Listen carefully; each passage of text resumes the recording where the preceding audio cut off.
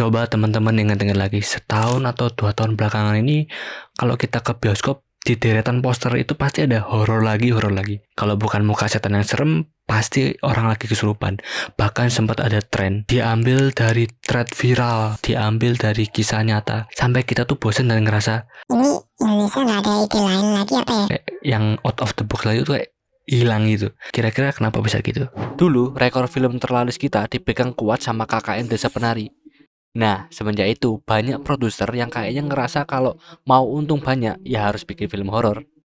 Tapi tiba-tiba muncul satu gebrakan yang bener-bener nggak disangka. Agak lain. Dan sekarang Agak Lain 2 makin ramai dibicarakan dan makin bombastis. Makin menggebrak pasar. Pertanyaannya, dengan meletaknya film komedi seperti ini, apakah otomatis menjadi film Indonesia dalam tanda kutip sehat? Atau ini cuma tren FOMO yang mungkin bisa aja berganti ke era komedi yang absurd, yang tidak ada isinya gitu? Kita akan bedah tuntas di video ini. Kita harus jujur ya teman-teman, industri film ini ujung-ujungnya kan bisnis. Kenapa dulu semua orang berlomba-lomba bikin horor? Ya, karena itu cara paling aman buat dapat penonton. Kita, orang Indonesia, ini punya hubungan yang unik sama hal-hal mistis. Kita itu takut, tapi penasaran.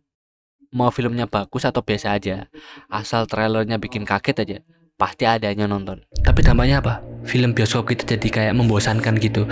Kasihan film-film drama yang eksekusinya bagus, film-film komedi yang tanda kutip mungkin segar, atau mungkin film-film action yang udah mengeluarkan modal yang banyak tapi kalah sama film horor yang cuma modal FOMO doang. Kayak dikasih makanan yang sama-sama itu terus. Akhirnya enak juga kan?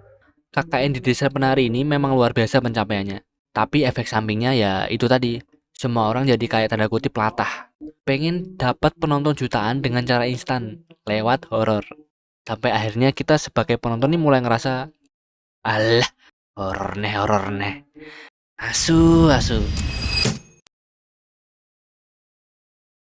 Sebenarnya kalau dilihat dari visual sih menurut biasa, nggak gimana-gimana banget, nggak perlu CGI atau yang gimana-gimana. Tapi kenapa ini bisa sampai viral banget? Bisa sampai film terlaris sepanjang masa gitu. Rahasianya cuma satu, yaitu adalah chemistry. Kita kangen lihat persahabatan yang apa adanya. Dan kangen dikasih komedi yang nggak maksa. Agak Lain itu basisnya adalah podcast. Dari obrolan tongkrongan. Pas dibawa ke layar lebar, rasanya itu kayak kita lagi ikut kumpul bareng mereka. Nggak ada jarak sama sekali. Keberhasilan Agak Lain ini menurutku jadi kayak sentilan buat orang-orang di industri film. Ternyata penonton kita tuh nggak cuma butuh setan. Kita butuh hiburan yang bikin kita ngerasa, ih, ini gue banget. Anjir, iya lagi. Gebrakan ini membuktikan kalau genre komedi kalau digarap dengan serius sama hati, tenaganya bisa lebih besar daripada teror film horor manapun. Anjay. Nah, sekarang kita balik lagi ke pertanyaan tadi. Udah sehat belum sih industri film kita? Menurut pengamatanku, perfilman kita tuh sebenarnya udah mulai, tanda kutip, udah mulai bernafas lega. Kita sudah mulai ngelihat adanya variasi.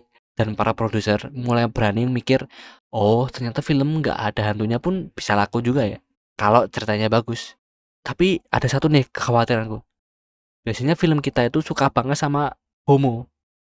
Dulu FOMO horor, jangan-jangan nanti semua orang malah ikut-ikutan bikin komedi yang isinya komika semua. Ujung-ujungnya nanti kualitasnya turun lagi karena cuma pengen ngejar viral doang tanpa mikirin cerita yang matang. Industri yang sehat itu bukan berarti film komedi harus selalu menang atau film horor yang nggak boleh ada lagi. Bukan gitu. Industri yang sehat itu adalah pas semua genre punya kesempatan yang sama. Pas film drama bisa dapat sejuta penonton, film horor tetap ada tapi kualitasnya naik. Dan film komedi nggak cuma jualan lucu-lucuan fisik aja. Dan di Gebrakan Agak Lain 2 ini sebenarnya pintu masuk.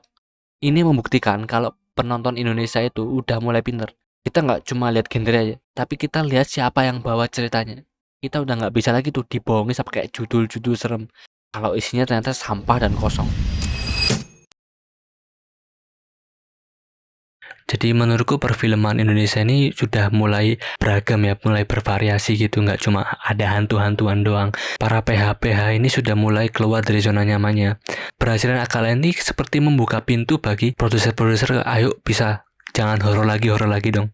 Apalagi penonton kita tuh sudah haus sama cerita-cerita yang baru gitu, yang orisinil, bukan yang IP atau horor gitu. Ya walaupun kalian IP sih, tapi kan itu IP ini dimulai dari nol ya kalau film ya, nggak IP dari komik gitu. Kalau menurut teman-teman gimana? Lebih suka era horor kemarin atau era genre yang sekarang yang lebih banyak variasi gitu? Atau mungkin teman-teman punya genre impian yang bakal viral di Indonesia? Mungkin bisa tulis di kolom komentar. Terima kasih.